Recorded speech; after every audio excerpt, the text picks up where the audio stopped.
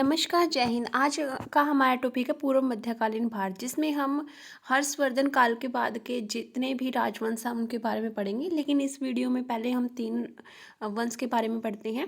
पाल, गुर्जर प्रतिहार और राष्ट्रकूट वंश, जिन्होंने त्रिपक्षीय संघर्ष में भाग लिया था। मतलब इन दोनों ने ही हर्षवर्धन के बाद उसके राज्य को कब्जाने के लिए तीनों में झगड़ा हुआ था। तो हम आज उन्हीं तीन वंशों को पढ़ने जा रहे हैं।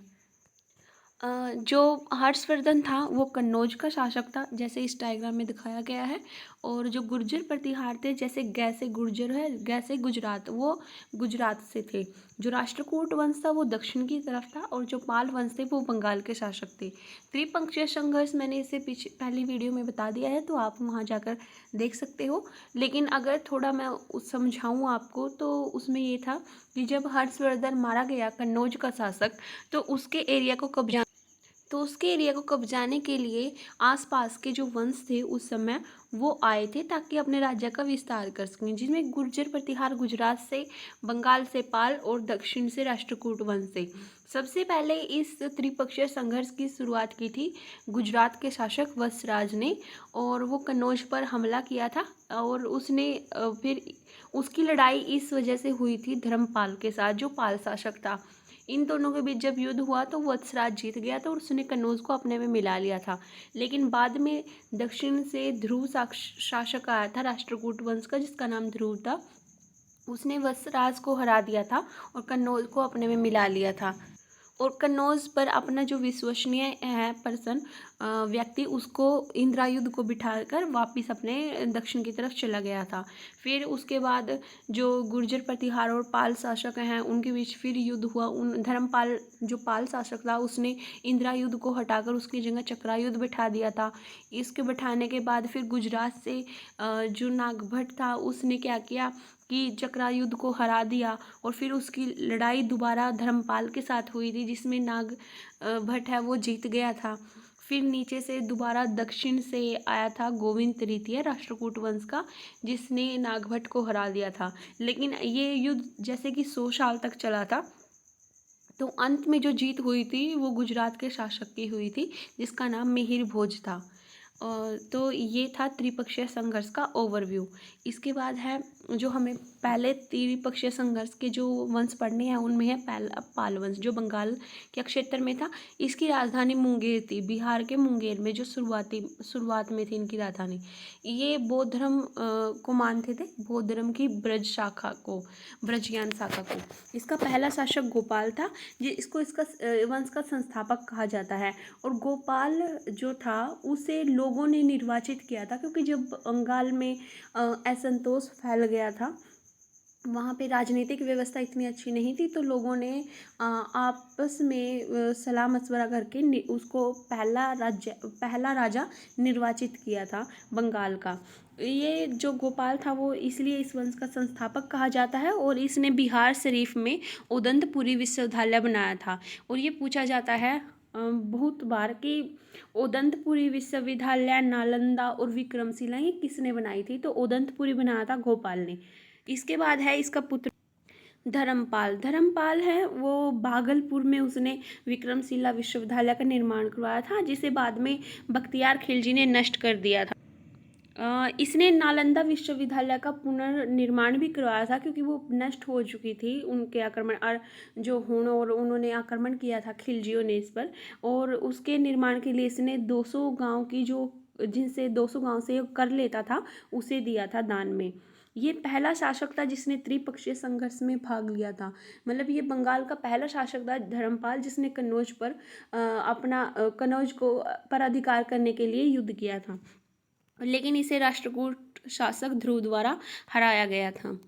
इसके बाद था देवपाल ने अपनी राजधानी बनाई थी जाकर बंगाल में, और इसने उड़ीसा और असम के जो आसपास के क्षेत्र थे उनको भी कब्जा कर लिया था, उन पर अपना विस्तार कर लिया था, क्षेत्र विस्तार। और इसके समय जो अरबी यात्री सुलेमान आया था। इसके बाद आता है महिपाल प्रथम। ये द्वितीय संस्थापक कहा जाता है इस वंश का, क्योंकि जब धर्मपाल युद्ध में भाग लिया था, और जब भी युद्ध होता है कहीं पे तो बहुत सारा खर्च है वो सैनिक या सेना पर लग जाता है, तो इस वजह से इतना विकास नहीं हो पाया था। लेकिन महिपाल प्रथम के बाद इस वंश का विकास होना शुरू हो गया था, तो इसलिए इसे द्वितीय संस्थापक कहा गया है। इसके समय ही जो राजेंद्र प्रथम है, चोल शासक है राजेंद्र प्रथम दक्षिण से, उसने इसके साम्राज्य जो बंगाल है उस पर आक्रमण किया था, और वो भी इसलिए ताकि वो गंगा का पानी ले जा सके। और जो महिपाल प्रथम है ये बौद्ध धर्म को बहुत मानता था, तो इसने जो इसके दरबार में दूत मंडल रहता था तो उसको तिब्बत भेजा था ताकि बौद्ध धर्म का प्रचार कर सकें। इसके बाद आता है मदनपाल, जो इस वंश का अंतिम शासक था, और फिर इसे मार दिया था इनके ही सामंत ने। और फिर नए वंश की स्टार्ट की थी बंगाल में, सेन वंश की। कुछ अन्य जानकारी है पाल वंश के बारे में कि जो पाल वंश बंगाल में था, मतलब बंगाल में जो इनका क्षेत्र था उन पर तो इनके सामंत ने कब्जा कर लिया था और नया वंश स्टार्ट किया था सेन वंश। और जो कुछ इनका क्षेत्र बिहार की तरफ था उन पर मोहम्मद खिलजी थे, उन्होंने आक्रमण करके अपने में कब्जा लिया था। इनके जो दरबार थे उसमें पाल वंश के दरबार में बीठपाल और धीमन नामक महानतम कलाकार रहते थे। और जो कुमारपाल शासक थे इस वंश के, उनके जो दरबार में जैन विद्वान रहता था जिसका नाम था हेमचंद्र। और जो रामपाल शासक थे पाल वंश के, उन्होंने तांत्रिक शिक्षा के लिए एक विश्वविद्यालय बनवाया था जिसका नाम था जगदल विश्वविद्यालय।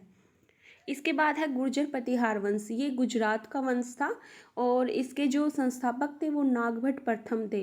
इसने राजधानी कन्नौज बनाने की ठानी थी, मतलब जब हर्षवर्धन की मृत्यु हो गई तो इसने कन्नौज को अपनी राजधानी बनाने का ठाना था और उसको अपने क्षेत्र में मिलाने के लिए युद्ध किया था। इसने इसके समय सिंध से आक्रमण हुआ था जिसको ये सफलतापूर्वक रोकने में सफल हुआ था। इसके बाद आता है वत्सराज, ये पहला शासक था इस वंश का जिसने सम्राट की उपाधि धारण की थी और इसने कन्नौज पर आक्रमण किया था और उसे जीत लिया था धर्मपाल के साथ युद्ध में। फिर इसके बाद आता है नागभट्ट द्वितीय, इसने इंदिरा युद्ध को हराया था और अपनी राजधानी कन्नौज शिफ्ट कर दी थी, मतलब कन्नौज ले गया था ये अपनी राजधानी, लेकिन फिर भी ये पूरी तरह जीत नहीं पाया था कन्नौज को। इसके बाद आते हैं मिहिर भोज, या जिसको राजा भोज प्रथम भी कहते हैं। ये उस वंश के कुशल योद्धा थे, कुशल शासक थे, इसलिए इनको वास्तविक संस्थापक कहा जाता है क्योंकि इन्होंने कन्नौज पर पूरा कब्जा कर लिया था, मतलब पूर्ण विजय प्राप्त कर ली थी। इसके समय जो अरब यात्री है वो सुलेमान आया था। देखो जैसे ये गुर्जर प्रतिहार के तो मिहिर भोज के समय आया था सुलेमान, उसी तरह जो पाल वंश था उसके देवपाल जब शासक था, राजा था उसमें, उस समय सुलेमान आया था। तो सुलेमान तब आया था भारत में जब बंगाल में तो देवपाल का शासन था और गुजरात में मिहिर भोज का। इसके बाद आते हैं महिपाल। महिपाल के बारे में इतनी जानकारी नहीं मिलती है, बस इसके बारे में ये पता चलता है कि जो दक्षिण से राष्ट्रकूट वंश था उसके इंद्र तृतीय और कृष्ण तृतीय ने इसे हरा दिया था, और जिसके बाद इसके महिपाल के बाद आगे सब अकुशल शासक रहे हैं, तो इसका वंश है जो पतन की ओर चला गया था। इसके बाद आते हैं राज्यपाल। राज्यपाल ये बहुत ही डरपोक शासक था। जब महमूद गजनवी ने भारत में आया था और हमला किया था तो इसने आत्मसमर्पण कर दिया था, जिसकी वजह से जो जितने भी राजपूत राजा थे उन्होंने इसे मार दिया था इसकी वजह से, और इसकी जगह पर त्रिलोचन को गद्दी पर बिठा दिया था। और इस वंश का अंतिम शासक था यशपाल। इसके बाद आता है राष्ट्रकूट वंश, जो दक्षिण भारत का वंश था उस समय। इसके जो संस्थापक थे वो दंतीदुर्ग थे, और जो दंतीदुर्ग थे वो पहले सामंत थे वातापी चालुक्य के। जो वातापी चालुक्य थे उनके शासक थे, लेकिन फिर इसने जो उनका वातापी चालुक्य का अंतिम शासक था उस कीर्तिवर्मन द्वितीय, उसको हरा दिया था और उसको सामंत बना लिया था और अपना एक नया वंश राजा के तौर पे स्टार्ट कर दिया था। इसके बाद थे कृष्ण प्रथम। कृष्ण प्रथम दंतीदुर्ग के चाचा थे, जो उसके बाद दंतीदुर्ग के बाद राजा बने थे, और इसने महाराष्ट्र में एलोरा में कैलाश मंदिर का निर्माण करवाया था। इसके बाद आते हैं ध्रुव। ये पहले राष्ट्रकूट शासक थे जिन्होंने त्रिपक्षीय संघर्ष में भाग लिया था और वत्सराज और धर्मपाल को हराया था। इसके बाद आते हैं गोविंद गोविंद तृतीय इस ये साम्राज्यवादी शासक था। इसने अपने साम्राज्य का विस्तार किया था और नागभट्ट द्वितीय को हराया था इसने, जो कि गुजरात के शासक थे उस समय। इसके समय में इसके वंश है जो वो उन्नति के शिखर पर था, मतलब इतना ज़्यादा विस्तार हो रहा था। और इसके बाद आता है अमोघ वर्ष, जिसने अपनी नई राजधानी वो मान्यखेत को बनाया था, जिसको मालखंड कहते हैं आज के टाइम में। और ये पहला राष्ट्रकूट शासक था जिसने जैन धर्म को अपनाया था। और जैन धर्म इसने जिनसेन के प्रभाव में आकर, जो इसके दरबार में कवि थे जिनसेन, उनके प्रभाव में आकर अपनाया था। इसने कन्नड़ में एक ग्रंथ लिखा है, क्योंकि दक्षिण भारत में रहता था तो ये तमिल या कन्नड़ भाषा प्रचलित थी वहाँ पे, तो इसने कन्नड़ में ग्रंथ लिखा था कविराज मार्ग, जिसकी वजह से इसको भी उपाधि दी जाती है कविराज की। इसके समय में कन्नड़ के 3 विद्वान रहते थे इसके दरबार में, पन, पोन, रन। और ये क्वेश्चन बहुत बार पूछा गया है और आगे भी पूछा जा सकता है। इसके समय जो सुलेमान था, सुलेमान इसके समय आया था, तो उसने इसे विश्व के 4 विद्वानों में गिना था कि ये विश्व के जो 4 विद्वान हैं उनमें से ये एक है। इसके बाद आए थे कृष्ण द्वितीय और इंद्र तृतीय। इन्होंने के बस बारे में ये है कि इन्होंने महिपाल शासक को हराया था गुजरात के। और फिर आते हैं इंद्र तृतीय। इसके समय अल मसूदी आया था जिसने मानसून की खोज की थी। इसके बाद है अंतिम शासक कृष्ण तृतीय, मतलब ये अंतिम कुशल शासक थे, मतलब वीर शासक थे। इसने तवलोक्कम का युद्ध किया था। तवलोक्कम के युद्ध में इसने प्रांतक प्रथम के साथ किया था और ये जीत गया था। इसके बाद आता है कर्क द्वितीय।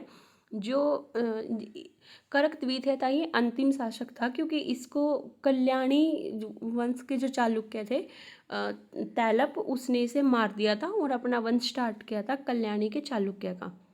अरबों ने जो अपनी मतलब रचनाओं में या व्याख्या जितने भी उनके ग्रंथ मिले उनमें कहा है राष्ट्रकूट शासकों को बलहार या फिर बलराज। धन्यवाद। जय हिंद।